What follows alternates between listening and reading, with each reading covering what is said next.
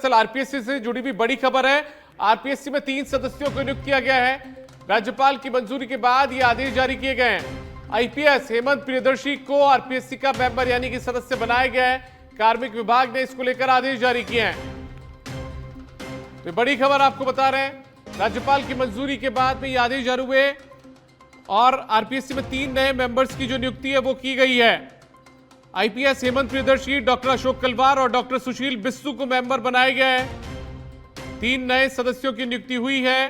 पूर्व आईपीएस हैं दरअसल हेमंत प्रियदर्शी और उनके अलावा डॉक्टर सुशील कुमार बिस्सू और अशोक कुमार कलवार को मेंबर बनाया गया है। आरपीएससी में अब तक 6 सदस्यों के पद जो थे वो खाली चल रहे थे। अब 3 नए सदस्यों की नियुक्ति होने के बाद 7 सदस्यों के पद भर गए हैं। 3 पद अभी भी खाली हैं।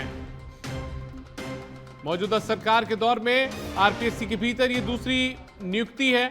इससे पहले पूर्व डीजीपी यूआर साहू को अध्यक्ष नियुक्त किया गया था। हेमंत प्रियदर्शी की नियुक्ति के बाद अब आरपीएससी के जो सदस्य हैं उनमें 2 पूर्व आईपीएस जुड़ चुके हैं। कुणाल भटनागर ज्यादा जानकारी के साथ जुड़ चुके हैं। कुणाल, आरपीएससी में एक बार फिर से इस सरकार के कार्यकाल में दूसरी बार नियुक्ति आदेश जारी हुए हैं और 3 नए सदस्य बनाए गए। क्या कुछ ज्यादा जानकारी इन सदस्यों को लेकर?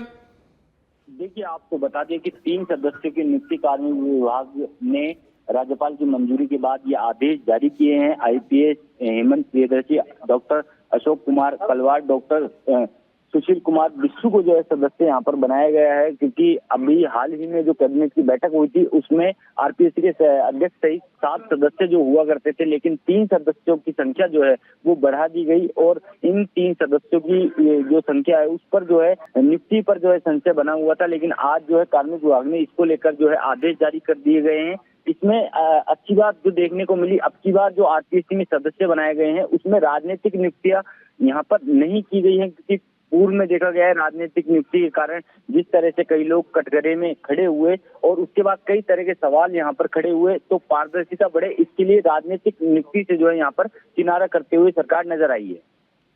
चलिए ठीक है, बहुत शुक्रिया आपका इस तमाम जानकारी के लिए कुणाल भटनागर। तो 3 नए सदस्य बनाए गए हैं। डॉक्टर हेमंत प्रियदर्शी जो हैं उनको मेंबर इसमें बनाए गए, उनके अलावा 2 और सदस्य यहाँ पर बने। मुख्यमंत्री भजनलाल शर्मा ने भीलवाड़ा जिले के 1 दिवसीय दौरे पर पहुंचकर कई महत्वपूर्ण कार्यक्रमों में हिस्सा लिया। यह दौरा विकास कार्यों की समीक्षा, जनसेवा शिविरों का अवलोकन और विमानन क्षेत्र के विस्तार पर केंद्रित रहा।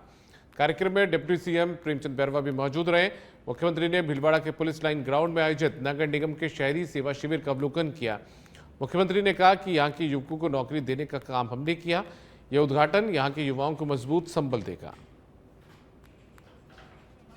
यशस्वी मुख्यमंत्री जी ने जो जीएसटी पे हमारे को राहत मिली है उसके लिए भी हर शहर में जाके इनके खुद के विधानसभा में जाकर और सभी व्यापारियों के साथ और सबके साथ बात की है, सब ग्राहकों के साथ बात की है।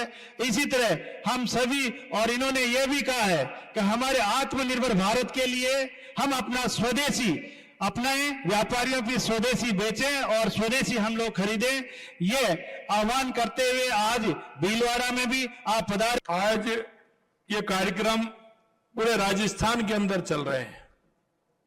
देश के यशस्वी प्रधानमंत्री नरेंद्र मोदी जी हमेशा से अपना जन्मदिन सेवा पखवाड़े के रूप में मनाते हैं और सेवा पखवाड़े के रूप में पंडित दीनदयाल उपाध्याय एवं बाबा साहब भीमराव अंबेडकर के अंत्योदय की प्रेरणा से लेकर के वो हमेशा सेवा के कार्य करते हैं और हमारी सरकार ने भी लगातार इन सेवा के कार्यों करने का, क्योंकि ग्रामीण क्षेत्र में और शहरी क्षेत्र में दोनों में हमारे शहरी और ग्रामीण सेवा शिविर चल रहे हैं।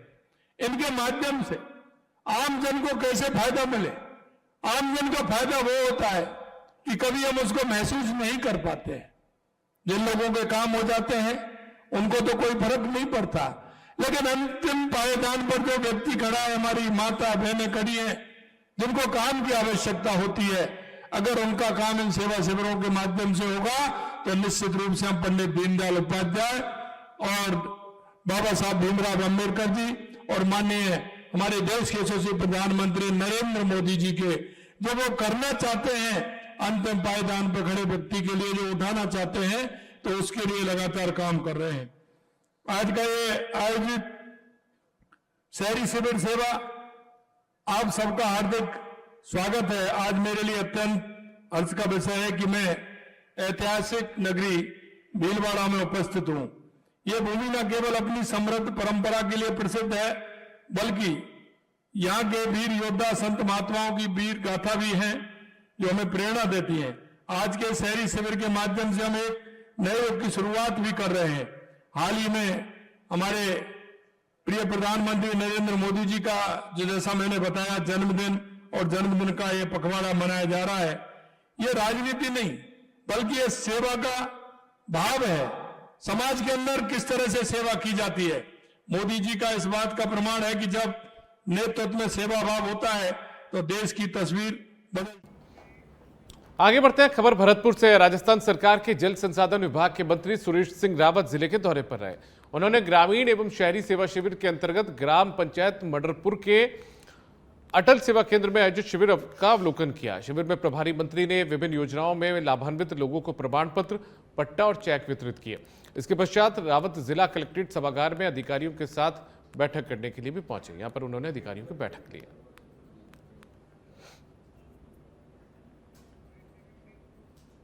के अंदर नगर निगम द्वारा लाभार्थियों का प्रमाण पत्र वितरण का कार्यक्रम रखा गया और अभी हमारे शहरी सेवा शिविर, ग्रामीण सेवा शिविर भी चल रहे हैं। पूरे प्रदेश के अंदर व्यापक स्तर पे जो जन कल्याणकारी योजनाएं हैं प्रचार प्रसार के साथ ही अधिक से अधिक लोगों को कैसे लाभ मिले, इसके लिए हमारी सरकार काम कर रही है। बांसवाड़ा से खबर है। आगामी 25 तारीख को प्रधानमंत्री नरेंद्र मोदी नपला गांव में न्यूक्लियर पावर प्लांट का शिलान्यास करने आ रहे हैं। पीएम के दौरे से पहले भारत आदिवासी पार्टी के सांसद राजकुमार रोत अपने सैकड़ों कार्यकर्ताओं के साथ जिला कलेक्ट्रेट परिसर में धरना प्रदर्शन कर रहे हैं। 30 सूत्रीय मांगों को लेकर जिला कलेक्टर को ज्ञापन भी इस दौरान सौंपा गया। सांसद रोत ने कहा कि न्यूक्लियर पावर प्लांट से प्रभावित लोग मुआवजे से वंचित हैं। जब तक इन लोगों को उचित मुआवजा नहीं मिल जाता तब तक धरना प्रदर्शन जारी रहेगा।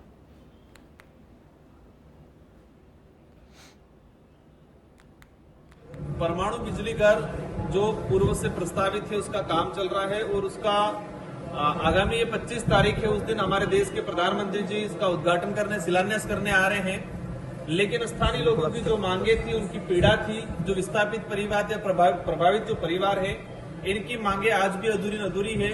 अभी जिला प्रशासन के माध्यम से सरकार तक और एनपीसीएल के अधिकारियों तक हमारी जो बात थी वो पहुंचाने का प्रयास किया है। इसमें मोटे तौर पे जो बात है कि जो विस्थापित परिवार था, उन विस्थापित परिवारों को जो उचित मुआवजा नहीं मिला और कई परिवार ऐसे हैं जिनको बिल्कुल मुआवजा नहीं मिला। आरपीएससी से जुड़ी हुई खबर है। आरपीएससी द्वारा जारी स्कूल व्याख्याता भर्ती परीक्षा परिणाम ने चौंका दिया है। दरअसल 2024 का परिणाम है। इसमें पॉलिटिकल साइंस विषय का परिणाम आरपीएससी की तरफ से घोषित किया गया। सिर्फ 6 अभ्यर्थी इस परीक्षा में पास हो पाए हैं। कुल 226 पदों के लिए यह परीक्षा आयोजित की गई थी।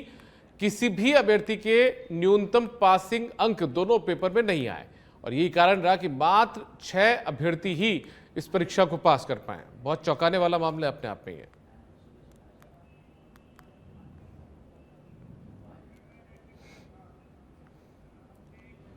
राजस्थान विधानसभा के अध्यक्ष वासुदेव देवनानी ने रोडवेज मुख्यालय से आए अधिकारियों के साथ अजमेर के रोडवेज स्टैंड का औचक निरीक्षण किया।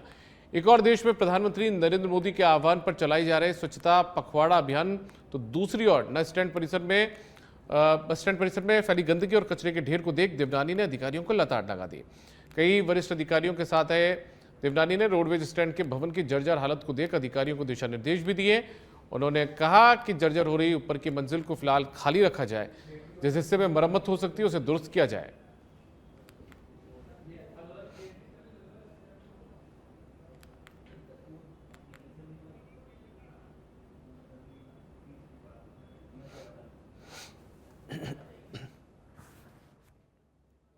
विधानसभा अध्यक्ष देवनानी ने औचक निरीक्षण किया है। और अलवर के खेडली से खबर है। यहां पर सेक्सटॉर्शन के जरिए अंतरराष्ट्रीय ठगी करने वाला एक मौलवी गिरफ्तार हुआ है। आरोपी मौलवी थाना क्षेत्र के गोठड़ा में मदरसे में शिक्षक है। न्यूड वीडियो फोटो डालकर पीड़ित लोगों से ये रुपए मांगता था। आरोपी से एक एंड्रॉइड फोन तथा अन्य सामग्री जब्त की गई है। तो बड़ी खबर आपको बता रहे हैं, अलवर के खेडली इलाके का ये पूरा मामला है। यहां पर सेक्सटॉर्शन के जरिए ठगी करने वाला एक मौलवी गिरफ्तार हुआ है। आरोपी मौलवी इस थाना क्षेत्र के गोठड़ा में एक मदरसे में शिक्षक है। बताया जा रहा है कि लोगों के न्यूड वीडियो, न्यूड फोटो डालकर ये लोगों से पैसे की मांग करता था। इस वक्त की एक बड़ी खबर आपको बता रहे हैं, यहां पर पुलिस ने कार्रवाई की है और एक जो मौलवी, आरोपी मौलवी, उसको गिरफ्तार कर लिया है।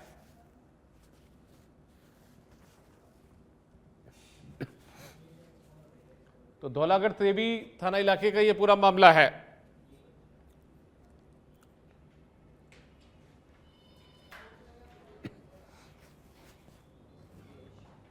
तो सेक्सटॉर्शन के जरिए लोगों से ठगी करने वाला एक मौलवी गिरफ्तार हुआ है। न्यूड वीडियो, फोटो डालकर लोगों से ये रकम की मांग करता था।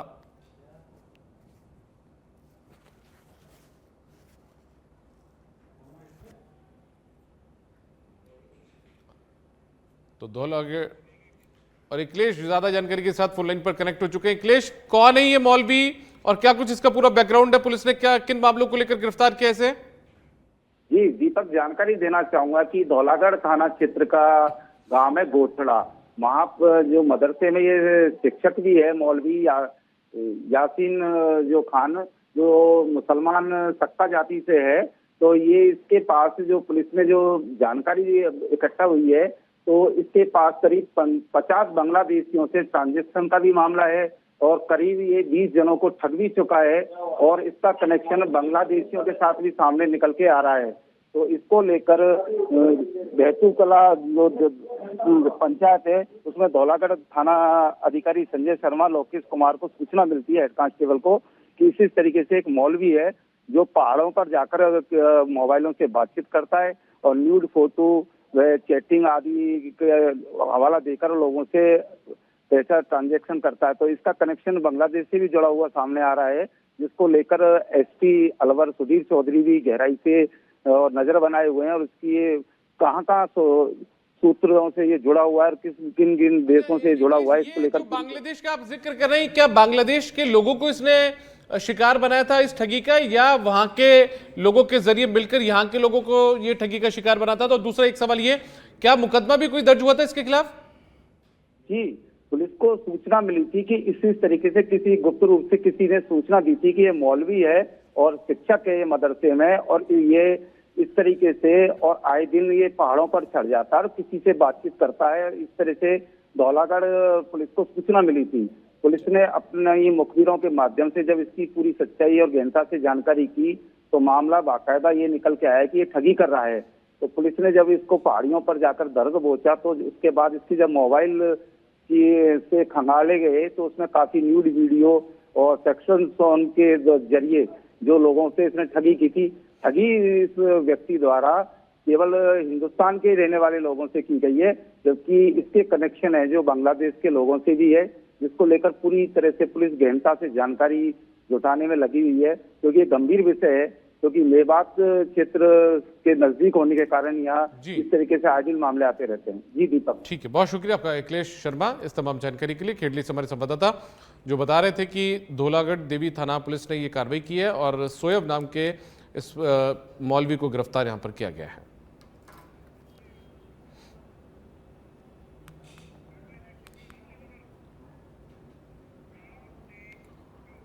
और इसी बीच बड़ी खबर जयपुर से, राजस्थान विश्वविद्यालय से जुड़ी हुई बड़ी खबर है। यहां पर कुलगुरु के खिलाफ चल रही जांच में संबंधित प्रकरण जो है वित्त और प्रशासनिक अनियमितताओं को लेकर ये जांच चल रही थी।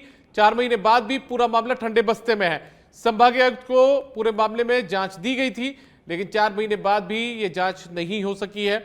अब उस पूरे मामले को लेकर फिर से राजभवन मामला पहुंच चुका है। जांच पूरी नहीं होने पर शिकायत की गई है। शिकायती पत्र देकर जांच अधिकारी बदलने की मांग भी की गई। दरअसल सच विधड़क ने भी वित्तीय अनियमितताओं के मामले का खुलासा किया था। नियमों को दरकिनार कर यहां पर एमओयू किए गए थे, रेट पर जो एमओयू थे वो कर लिए गए थे। साथ ही 2018 भर्ती में अनियमितताओं का भी खुलासा किया गया था। सभी मामलों पर राजभवन में शिकायत पहुंची थी। अब इस पूरे मामले में जांच में देरी पर कई गंभीर सवाल भी खड़े हो रहे हैं।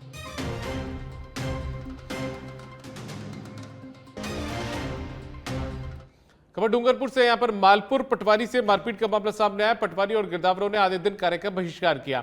मामले में कार्रवाई न होने से पटवारी आक्रोशित हैं। 26 सितंबर तक गिरफ्तारी न होने पर उन्होंने पूर्ण रूप से कार्य बहिष्कार की चेतावनी दे दी है। एसडीएम और एडिशनल एसपी को ज्ञापन भी सौंपा गया है। नितिन पारगी मालपुर भटवारी है, वो 20 तारीख को गिरफ्तारी करने के लिए गए हुए थे। वहां पे कुछ असामाजिक तत्वों द्वारा उनके साथ मारपीट की गई। उस मारपीट करने के बाद में वहां से वो जैसे जैसे वहां से निकले, इसके बाद उन्होंने पुलिस में एफआईआर दर्ज कराई, जिसके समय अभी तक कोई कार्रवाई नहीं हुई। इसके लिए हमने आज एसपी साहब को मिलने के लिए यहाँ आए, पूरा संगठन कानून गो संघ और पटवार संघ, परंतु एसपी साहब है नहीं, सीएम की ड्यूटी में गए हुए। एडी साहब से बात हुई, उन्होंने हमको 25 तारीख तक रुकना और 26 तारीख को प्रॉपर कार्रवाई करने का आश्वासन दिया है। कार्य बहिष्कार हमने 24 घंटे का दिया था, पर एडी साहब द्वारा जो आश्वासन दिया गया है कि 25 तक जब तक पूरा व्यस्त है, 26 तारीख को कार्रवाई हो जाएगी। अब खबर जयपुर से है। यहाँ पर राजपूत सभा भवन में राजपूत सभा कार्यकारिणी और शहर कार्यकारिणी की बैठक का आयोजन किया गया। इस बैठक में पहली बार 21 सदस्यीय कार्यकारिणी में नियुक्त 21 महिलाओं को शॉल ओढ़ाकर सम्मानित किया गया। राजपूत सभा के अध्यक्ष राम सिंह चंदलाई और जयपुर शहर अध्यक्ष महेंद्र प्रताप सिंह ने महिला सशक्तिकरण एवं महिला स्वावलंबन को बढ़ावा देने के लिए राजपूत सभा में 5 दिवसीय महिला उद्यमी मेला एवं प्रदर्शनी के बारे में विस्तार से चर्चा की।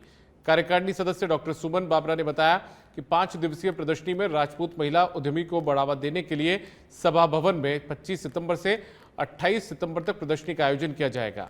महिला कार्यकारिणी मंडल में विमलेश कंवर, विनीता शेखावत, रेखा नरूका, ललतेश कंवर, सुमन शेखावत, कमोद बैसा, दीपा राठौड़ और अन्य 21 महिला प्रतिनिधि मंडलों की नियुक्ति की गई है।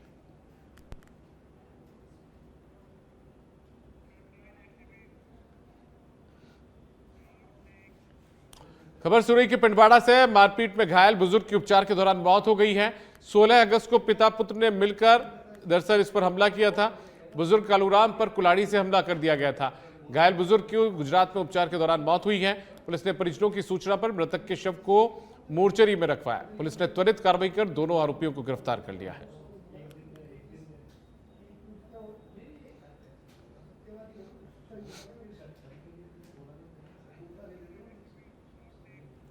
खबर जयपुर से। यहां पर डीसीपी साउथ ने सख्त एक्शन लिया है। टैगोर स्कूल के सामने मारपीट कर वीडियो वायरल मामले में एक्शन लिया गया। 5 अभियुक्तों को गिरफ्तार किया गया है। विधि से संघर्षरत बालक को निरुद्ध किया गया। हवाबाजी के चक्कर में वीडियो सोशल मीडिया पर इन्होंने वायरल किया था। अलवर के खेडली से खबर है। यहां पर मुंसिफ एवं न्यायिक मजिस्ट्रेट कोर्ट में शुभारंभ हुआ है। न्यायालय परिसर में केस इंफॉर्मेशन सिस्टम का प्रारंभ किया गया, शुरुआत की गई। मजिस्ट्रेट राजीव जिंदल ने बटन दबाकर इसका शुभारंभ किया। एडवोकेट्स को सिस्टम की जानकारी दी गई है। मुकदमे की तारीख पेशी अब ऑनलाइन देखी जा सकेगी। बार एसोसिएशन अध्यक्ष समेत सभी एडवोकेट इस दौरान मौजूद रहे हैं।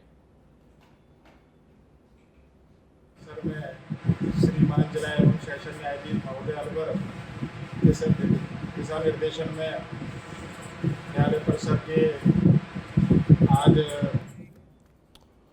चित्तौड़गढ़ के निमाड़ा में राजस्थान वाणिज्य कर विभाग ने जीएसटी दर कटौती जागरूकता रैली का आयोजन किया। रैली कर भवन से प्रारंभ हुई और मुख्य बाजार होते हुए नेहरू गार्डन मालगोदाम रोड तक पहुंची।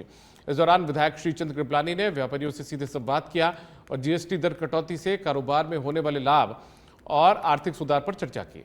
व्यापारी वर्ग ने बताया कि दर कटौती से उन्हें व्यापार में राहत मिली है और उन्होंने प्रधानमंत्री नरेंद्र मोदी और वित्त मंत्री निर्मला सीतारमण के जीएसटी सुधारों के कदमों के लिए आभार व्यक्त किया।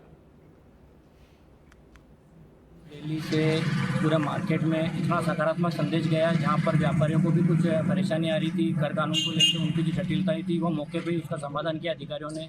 उनके साथ हमारे माननीय विधायक जी भी साथ में थे। उससे जनता को बड़ी खुशी रही और उनको किसी प्रकार की झंझलाहट नहीं रही सुनने में, समझने में और इसको इम्प्लीमेशन कैसे करना है।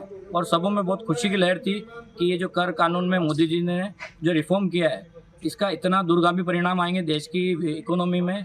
वो जो मोदी जी का सपना 5 ट्रिलियन उसकी इकोनॉमी का, वो सपना पूरा होना जा रहा है। जीएसटी रिफॉर्म 2.0 द्वारा जो आदरणीय प्रधानमंत्री नरेंद्र मोदी जी द्वारा भारतीय जनता को राहत पहुंचाने। सीकर के श्री माधोपुर से खबर है। यहाँ पर नगरपालिका ने अतिक्रमण हटाया है। श्याम पार्क के पास अतिक्रमण हटाने की कार्रवाई को अंजाम दिया गया। पालिका एसआई ने जेसीबी मशीन से इस अतिक्रमण को हटवाया। अतिक्रमणकर्ताओं ने पत्थर डालकर मिट्टी का यहाँ पर एक प्लेटफॉर्म यानी चबूतरा बनाया हुआ था। भरतपुर के बयाना से अब खबर है। यहाँ पर वमनपुरा में एक दर्दनाक घटना सामने आई है। सीआर के हमले से 12 साल का बालक घायल हो गया। बालक को उपचार के लिए अस्पताल में भर्ती करवाया गया। स्कूल से लौटते समय रास्ते में सीआर ने इस बालक पर हमला कर दिया था। घटना से ग्रामीणों में दहशत का माहौल है। कोटपुतली के बानसूर से खबर है। यहाँ पर बास दयाल थाना पुलिस की बड़ी कार्रवाई देखने को मिली है। अवैध हथकढ़ शराब समेत आरोपी को गिरफ्तार किया गया। थानाधिकारी प्रदीप सिंह ने बताया कि आरोपी भवानी सिंह राजपूत निवासी कुंडली से 29 लीटर हथकढ़ शराब बाइक से बरामद की गई है। आरोपी बिना नंबर की बाइक से अवैध शराब परिवहन करता था। पुलिस ने आरोपी समेत बाइक को जब्त कर लिया है और एक्साइज एक्ट में मामला दर्ज कर अनुसंधान शुरू किया है। कोटा के रामगंज मंडी क्षेत्र में अतिवृष्टि से खराब हुई फसलों के मुआवजे को लेकर उपखंड के आक्रोशित किसानों ने उपखंड कार्यालय पर धरना प्रदर्शन किया। भूख हड़ताल भी शुरू कर दी गई है। किसान पहले उपखंड कार्यालय पर एकत्रित हुए और नारेबाजी करते हुए एसडीएम को ज्ञापन सौंपा। इसके बाद किसान उपखंड कार्यालय के सामने एकत्रित होकर धरने पर बैठ गए। किसानों का कहना है कि जब तक खराब फसल का मुआवजा नहीं मिलता तब तक धरना प्रदर्शन और अनिश्चितकालीन भूख हड़ताल जारी रहेगी। अतिवृष्टि से खेतों में खड़ी फसल पूरी तरह नष्ट हो गई है, जिससे भारी आर्थिक नुकसान उठाना पड़ रहा है। खराब हुई अतिवृष्टि से फसलों के लिए है। हमारी फसलें पूर्ण रूप से नष्ट हो चुकी है और हमें उचित मुआवजा चाहिए। आज किसान दर्द, पीड़ा, दुख से भरा हुआ है, लेकिन उसको अभी तक भी उसकी खराब फसल का मुआवजा नहीं मिला है और जब तक खराब फसल का मुआवजा नहीं मिलेगा तब तक ये। जालोर से खबर है। यहाँ पर आहोर थाना क्षेत्र के छिप्परवाड़ा के पास संदिग्ध अवस्था में शव मिलने के प्रकरण में पोस्टमार्टम के बाद शव परिजनों को सौंप दिया गया है। मामले में सुबह से ही परिजन हत्या का अंदेशा जताते हुए जांच की मांग को लेकर धरने पर बैठे थे। वहीं पुलिस ने मामला दर्ज कर जांच शुरू कर दी है। थाना पर कल शाम को एक गुमशुदगी दर्ज करवाई गई थी। दिनेश पुत्र ताराराम जी, निवासी हरजी, जाति मेघवा, उम्र 34 साल। गुमशुदगी दर्ज करके परिजन भी तलाश कर रहे थे, पुलिस भी तलाश कर रही थी। इतने में सूचना मिलती है कि एक लावारिस डेड बॉडी जो छिप्परवाड़ा से बुड़तरा की तरफ रास्ता जाता है उसमें सड़क किनारे पड़ी हुई है, जिस पर उनके परिजन भी पहुंचते हैं और पुलिस भी पहुंचती है।